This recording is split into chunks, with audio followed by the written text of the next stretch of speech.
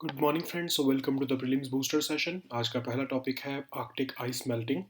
Topic आपके environment के लिए इंपॉर्टेंट है। एक न्यू स्टडी पब्लिश हुई है नेचर कम्युनिकेशंस में, जिसमें कि कहा गया है कि आर्कटिक ओशन अपना पहला आइस फ्री डे जो है वो विटनेस करेगा 2030 तक, या फिर उससे पहले भी हो सकता है। क्यों? क्योंकि ग्रीन हाउस गैस एमिशंस जो है वो अनप्रेसिडेंटेड लेवल पर रिलीज हो रहे हैं। तो आर्कटिक सी आइस जो है वो श्रिंक हो रही है बहुत ही तेज़ी से।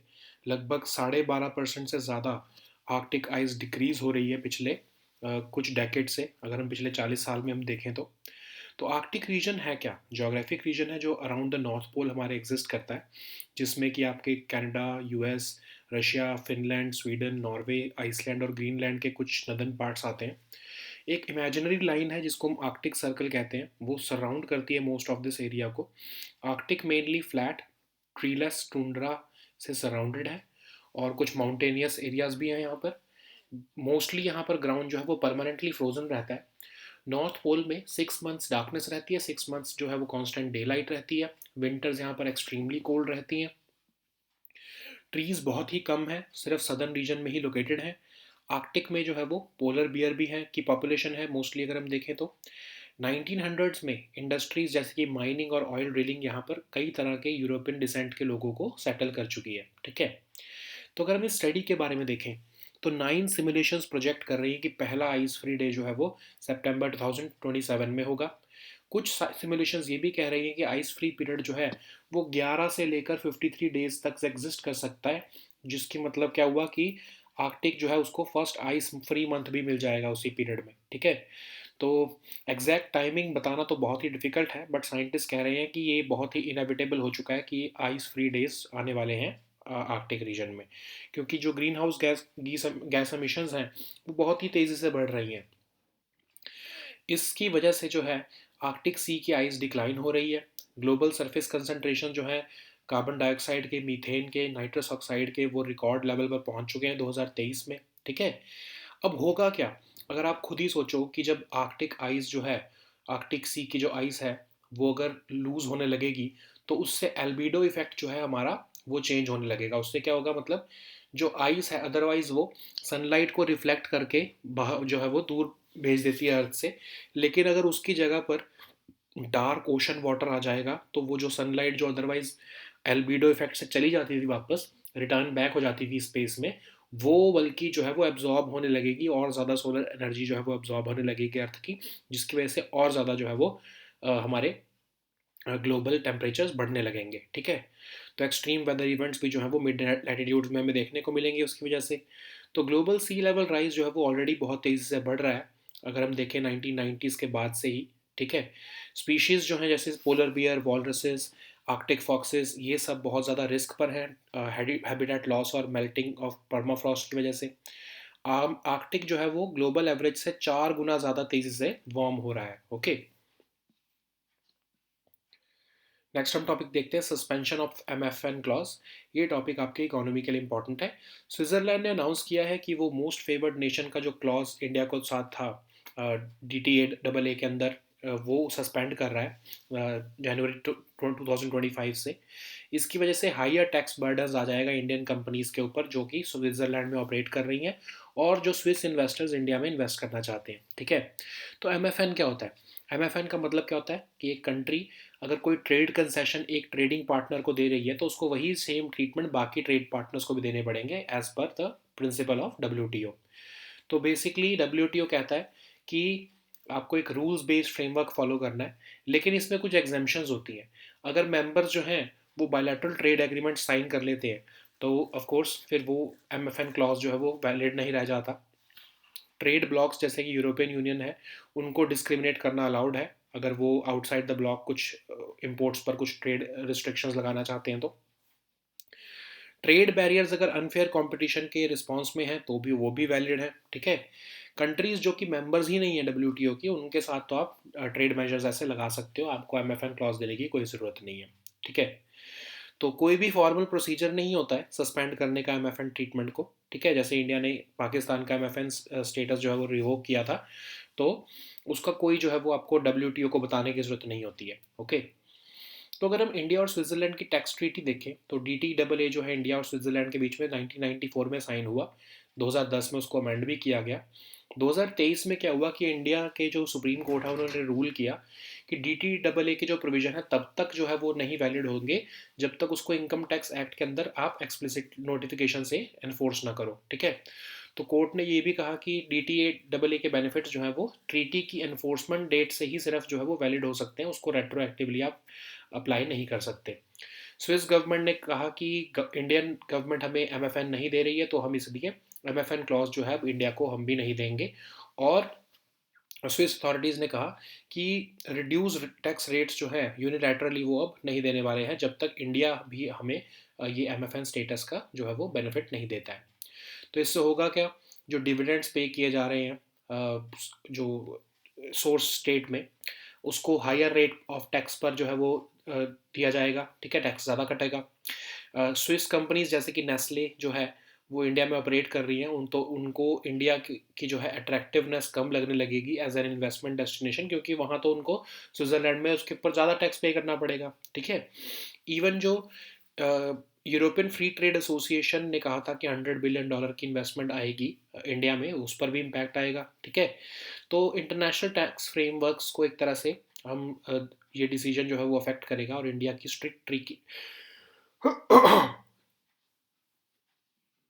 इंडिया जो स्ट्रिक्ट ट्रीटी इंटरप्रिटेशंस करता है उस पर भी इफेक्ट आएगा इसका, ठीक है।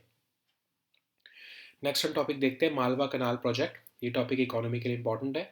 तो कहा जा रहा है कि लगभग 1.25 लाख से ज़्यादा पेड़ और जो है ट्रीज और प्लांट्स जो है वो काटे जाएंगे 150 किलोमीटर लंबी मालवा कनाल बनाने के लिए पंजाब में।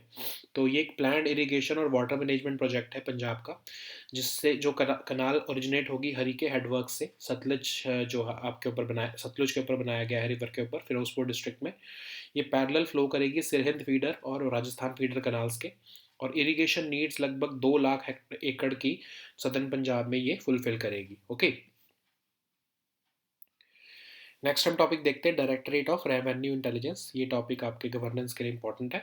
तो दिल्ली हाई कोर्ट ने रिसेंटली डिस्कस किया है एक फ्लक्स जो कि लीगल पोजीशन में आया कि किस तरह से जो ऑफिसर्स हैं डायरेक्टरेट ऑफ रेवेन्यू इंटेलिजेंस के, वो शो कॉज नोटिस दे सकते हैं, ठीक है। तो डायरेक्टरेट ऑफ रेवेन्यू इंटेलिजेंस जो है इसको 1957 में कॉन्स्टिट्यूट किया गया था। एंटी स्मगलिंग इंटेलिजेंस और इन्वेस्टिगेटिव एजेंसी है ये। इन्फोर्स करती है प्रोविजंस कस्टम्स एक्ट के 1962 के, आर्म्स एक्ट के, NDPS एक्ट के, वाइल्ड लाइफ एक्ट के, एटसेट्रा।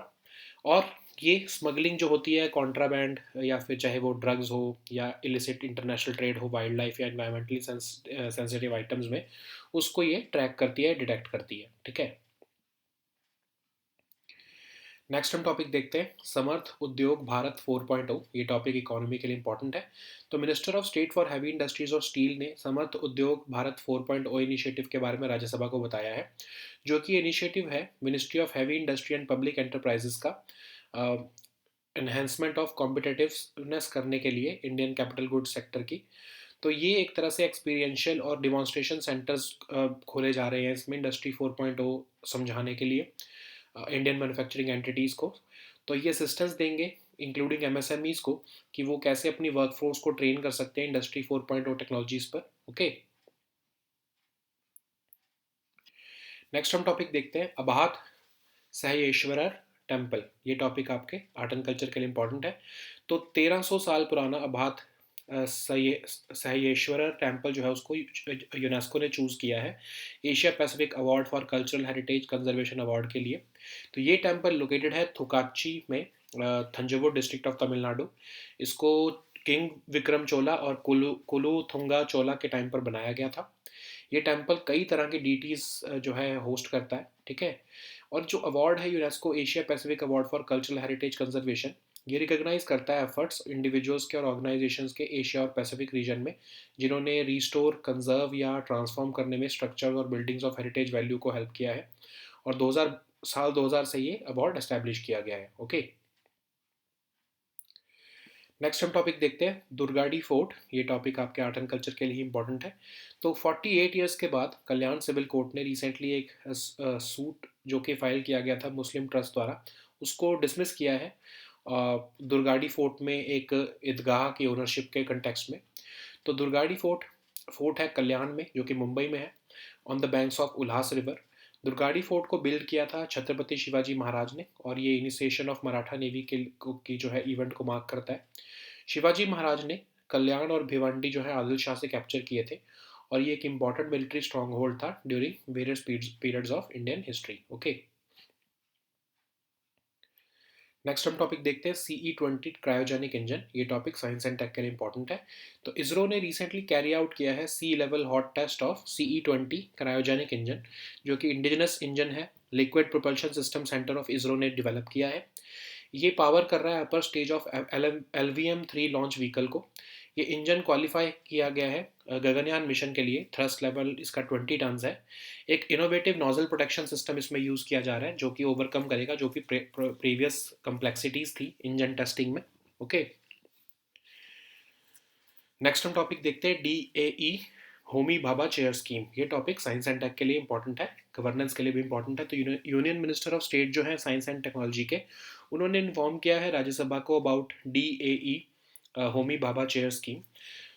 ये स्कीम जो है एडमिनिस्टर की जा रही है डिपार्टमेंट ऑफ एटॉमिक एनर्जी द्वारा, और ये डिस्टिंग्विश साइंटिस्ट और प्रोफेसर्स के लिए ये स्कीम है, जो कि रिकॉग्निशन उनको देने के लिए स्कीम बनाई गई है और अपॉर्चुनिटी देने के लिए, चाहे वो साइंटिस्ट और इंजीनियर्स चाहे रिटायर्ड हो या सुपर एन्यूएटेड भी हो, अगर उन्होंने कुछ सेंसिटिव या क्रिटिकल टेक्नोलॉजीज बनाने में जो है वो काम किया है, तो उनको जो है 1 से लेकर 5 साल तक की ये जो है एक तरह से ये चेयर दी जाएगी या अवार्ड दिया जाएगा। उनको ऑनोरेरियम भी मिलेगा इसके लिए 2 लाख रुपए पर मंथ का। ओके, नेक्स्ट हम टॉपिक देखते हैं धारिणी। ये टॉपिक भी साइंस एंड टेक के लिए इंपॉर्टेंट है। तो IIT मद्रास ने रिसेंटली रिलीज किए हैं high detail 3D images fetal brain के, जिसका नाम धारिणी है। Largest publicly accessible digital data set है ये ह्यूमन फेटल ब्रेन का, जो कि फ्रीली अवेलेबल रहेगा रिसर्चर्स को वर्ल्ड वाइड। डिटेल्ड इंसाइट्स देता है ये ब्रेन डेवलपमेंट की इनटू जो सेकेंड ट्राइमेस्टर से लेकर फीटस के। ओके, प्रोजेक्ट सपोर्ट किया गया है office of principal scientific adviser to the government of India और कुछ प्राइवेट एंटिटीज द्वारा। Okay,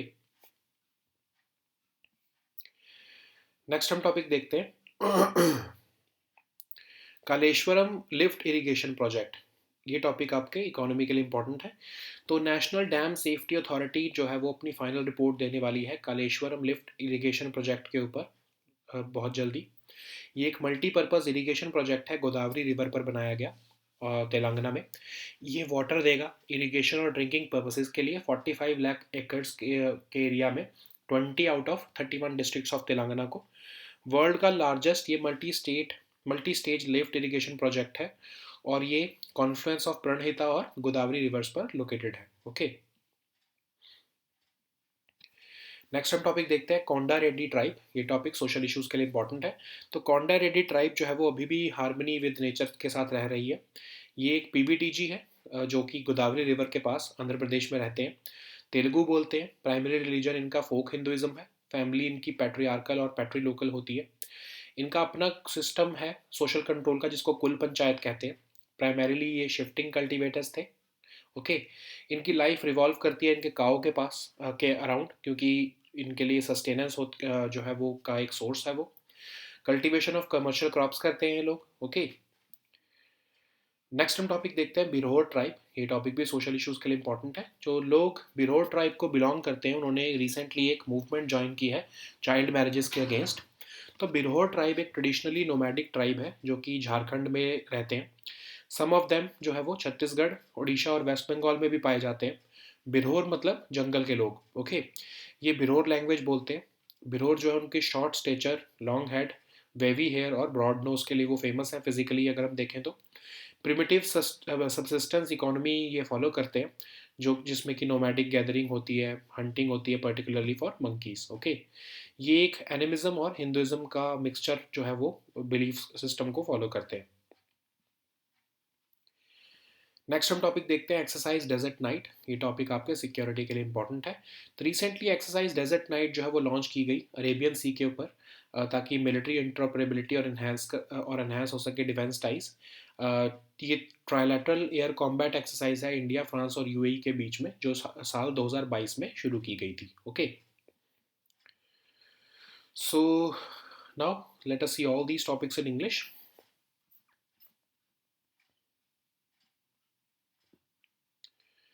So the first topic is Arctic ice melting. This topic is important for your environment section. So a new study has published in Nature Communications and it suggests that Arctic Ocean could experience its first ice-free day by 2030 or earlier, which is being driven by unprecedented greenhouse gas emissions. So Arctic sea ice has been shrinking at an alarming rate, with its extent decreasing by 12.6% per decade over the past 40 years. So, what is this Arctic region? It is a geographic region spreading around the North Pole, and it includes the northern parts of Canada, US, Russia, Finland, Sweden, Norway, Iceland, and Greenland. Arctic Ocean lies between these lands, and there is an imaginary line called the Arctic Circle, which surrounds most of this area. Okay, Arctic mainly consists of flat, treeless tundra with some mountainous areas, and much of the ground is permanently frozen. So the North Pole experiences 6 months of darkness followed by 6 months of constant daylight here. Winters are extremely cold. So plants or trees are scarce. They grow only in the southern regions. And Arctic hosts polar bears, caribou, Arctic foxes, Arctic hares, grey wolves, seals, walruses, whales, and various fish. So indigenous people are also living in small settlements here. In the 1900s, industries like mining and oil drilling attracted settlers of European descent here who have established larger towns and cities there. Okay. So, what does the study say? So, this nine simulations have projected the first ice free day that it could occur as early as September 2027. Simulations also suggested that ice free period could last between 11 and 53 days, potentially leading to Arctic's first ice free month. While the exact timing of the first ice-free day is uncertain, scientists agree that it is inevitable unless dramatic reductions in greenhouse gas emissions are achieved. Okay. Unprecedented greenhouse gas emissions are accelerating Arctic sea ice decline, and global surface concentrations of carbon dioxide, methane, and nitrous oxide have reached record highs in 2023. So what will be the impact? What if Arctic becomes ice free? So loss of Arctic sea ice could accelerate climate change because of the albedo effect, where the reflective ice is replaced by darker ocean water, which would instead absorb more solar energy. Okay, so this would trigger extreme weather events in mid latitudes as well. Global sea levels are already rising at an accelerated rate, which is 1.5 times faster than 1990s.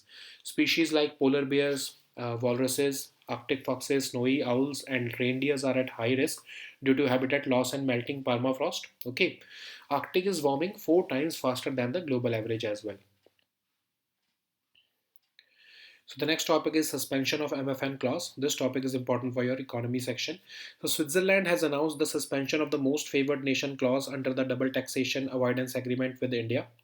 This move could lead to higher tax burdens for Indian companies which are operating in Switzerland and Swiss investors in India. So what is MFN? MFN clause mandates a country that provides a trade concession to one trading country to extend the same treatment to all trading partners. This is the founding principle of the WTO. And WTO, of course, it also provides certain exceptions from MFN provisions. For example, when members strike a bilateral trade agreement, then they can offer developing countries special access to their markets. Um Trade blocs like European Union, they are allowed to discriminate against imports from the outside the bloc. Barriers in response to unfair competition is also allowed, and WTO members can impose any trade measures on countries which are not members of WTO. There is no formal procedure for suspending the MFN treatment. So, what is the background of this in the India-Switzerland tax treaty? So, this tax treaty was signed between the two sides in 1994, and it was amended in 2010 also to prevent double taxation of income. What happened in 2023 was that Indian Supreme Court ruled that DTA provisions require explicit notification under the Income Tax Act to be enforceable, and these benefits from the treaty from the DTA can only be made applicable from the treaty's date of enforcement and not retroactively. So Swiss government has cited a lack of reciprocity as the basis for suspending the MFN clause, and they are saying that they could not apply reduced tax rates unilaterally without India mutually agreeing for it. Okay. So what would happen now? Dividends which will be paid after 1st of January 2025 will be taxed at higher rate of interest, okay, or higher rate of tax. So this would affect how Swiss companies like Nestle operate in India, and it would challenge the attractiveness of India as an investment destination as well. So Switzerland's suspension could also pose risk to the $100 billion investment commitment which was made during the European Free Trade Association and India Trade Pact, which was signed in 2024. This decision also underscores evolving international tax frameworks and the stricter treaty interpretations by India. So the next topic is Malwa Canal project. This topic is important for your economy section. So nearly 1.3 lakh trees and plants will be felled for the construction of the 150 kilometer long Malwa Canal. So this is a planned irrigation and water management project in Punjab, and this will originate from the Harike headworks on the Satluj in Firozpur district. This will flow parallel to the Sirhind feeder and Rajasthan feeder canals, and this is designed to cater to the irrigation needs of nearly 2 lakh acres in South Punjab. Okay.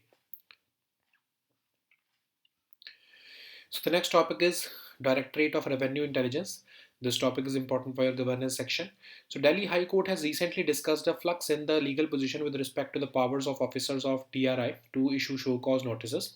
So DRI was constituted in 1957 as the apex anti-smuggling intelligence and investigative agency.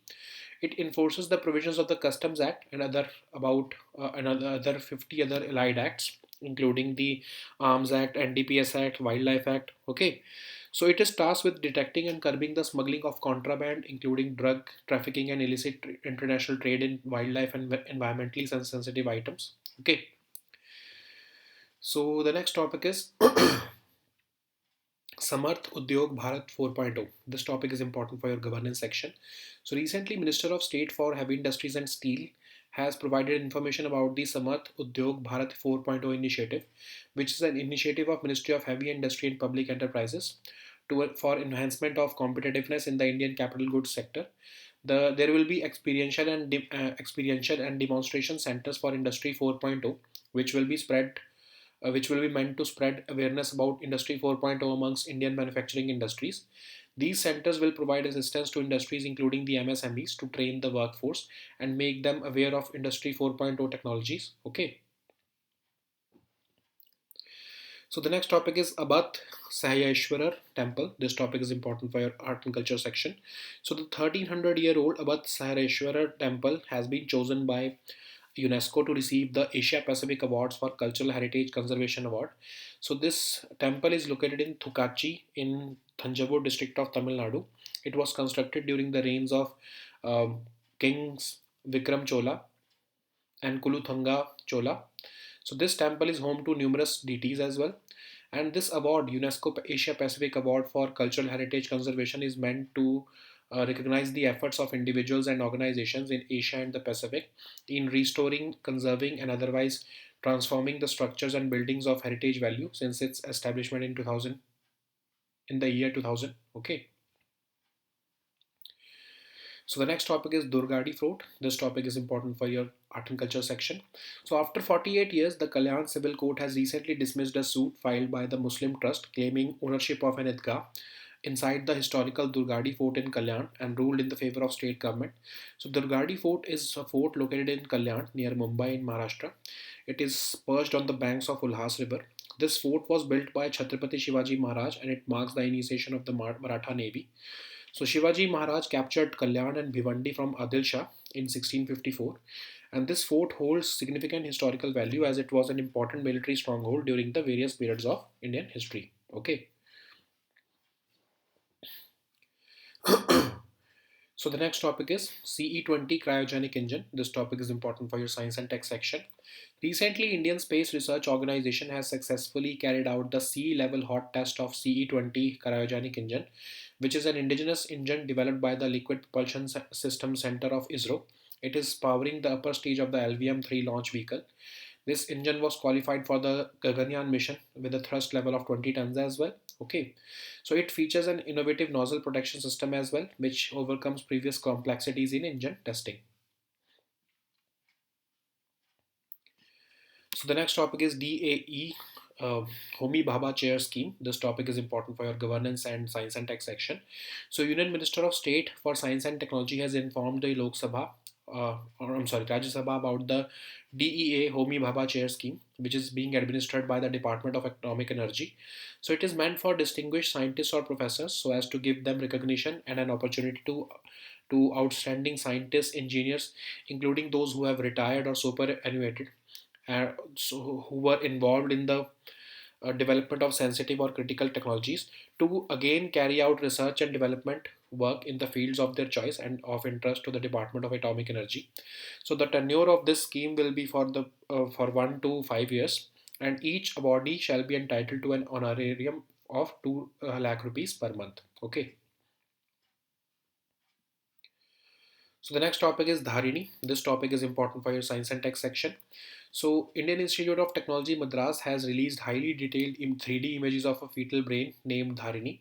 So Dharini is now the largest publicly accessible digital dataset of human fetal brain, and it is freely available to researchers worldwide. This dataset will provide detailed insights into the brain development from the second trimester of a fetus. Okay, this project was supported by Office of Principal Scientific Advisor to the Government of India and other private entities. So the next topic is Kaleshwaram Lift Irrigation Project. This topic is important for your economy section.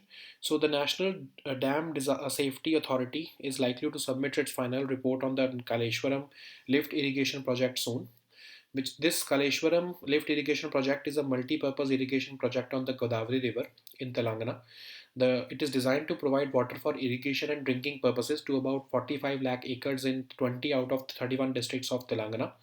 It is currently the world's largest multi-stage lift irrigation project, and it is located at the confluence of Pranhit and Godavari rivers. So the next topic is Konda Reddy tribe. This topic is important for your social issues. So Konda Reddy tribe continues to live in harmony with nature, and this is a PVTG inhabiting on the banks of river Godavari in Andhra Pradesh. They speak Telugu, and their primary religion is folk Hinduism. Their families met patriarchal and patrilocal. They have their own institution of social control called Kul Panchayat. They are primarily shifting cultivators. Their life largely revolves around the cow, which is a source of sustenance for them, and they are famous for cultivation of commercial crops as well. Okay, so the next topic is Birhor tribe. This topic is important for your um, social issues. So people belonging to the Birhor tribe, which is a PVTG in Jharkhand, have joined a movement against child marriage in Girdihi. So Birhor tribe is traditionally a nomadic tribe which lives primarily in the Indian state of Jharkhand. So some of them are also found in Chhattisgarh, Odisha, and West Bengal. Birhor means jungle people. They speak the Birhor language, and they are physically they have a short stature, long head, wavy hair, and broad nose.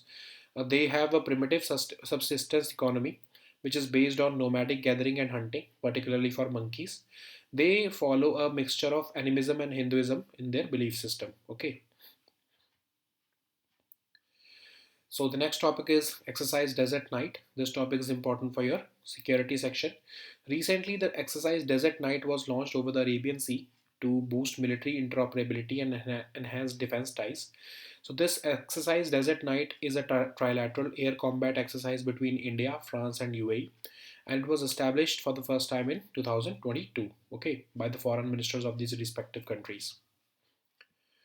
So these were our topics for today. We'll meet next time with new topics. Until then, goodbye and take care.